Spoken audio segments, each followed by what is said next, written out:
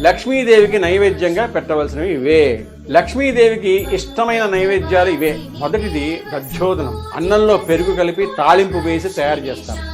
దధ్యోదనం నివేదనగా పెడితే సంపదలు కలుగుతాయి. రెండవది పరమాన్నం.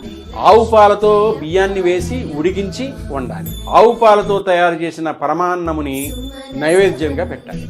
పరమాన్నాన్ని నైవేద్యంగా పెడితే కోరుకున్న కోరికలు ఫలిస్తాయి. మూడవది పులిహోర.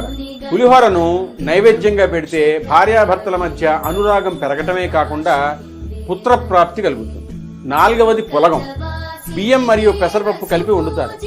ఈ పులగాన్ని నివేదనగా పెడితే మీ కుటుంబంలో ఎటువంటి తగాదాలు